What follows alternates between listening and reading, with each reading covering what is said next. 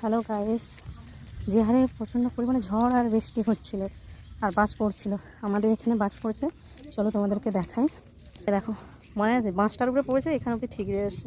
তোমাদেরকে চলো দেখাই।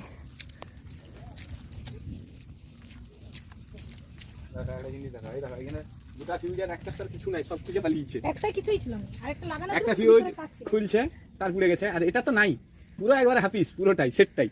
এই যে দেখো আংটাগুলা, এই চিমটাগুলা, এবার তো চিমটাগুলা নাই, ছিঁড়ে পালিয়ে গেছে। দাও না, মুখে দাও না। আমি আর খুঁটি বাঁশটা ছিল এখানে গাড়া। এই যে লাইটার বাঁশ এইখানটাই ছিল, এই জায়গাটা, এই জায়গাটা বাঁশটাকে চিড়ে দিছে গো। বাপ্পা বাপ্পা, আগুন, এই আগুন জ্বলে ছাই হয়ে যায়নি এতে? এটা তো শুকনা বাঁশটা।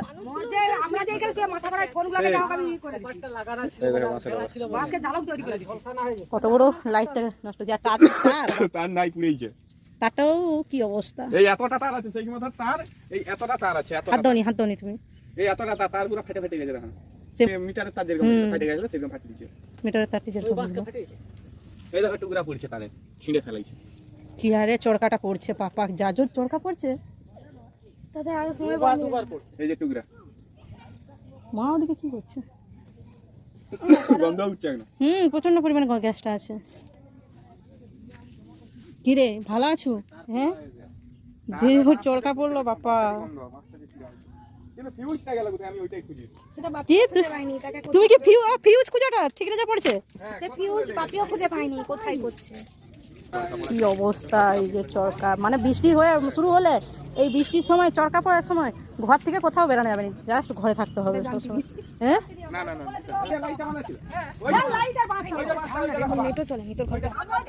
আরে ওই কোনটাই তো ধুম করে কি জোর আলো যা জ্বলছে বাপা বাপা।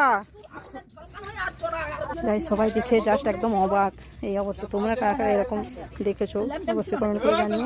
আর মোটামুটি এই বৃষ্টি ঝড়ের সময় চড়কা যা পড়ছে, কেউ বাড়ি থেকে বেরিয়েও না, সবাই বাড়িতে থাকবে।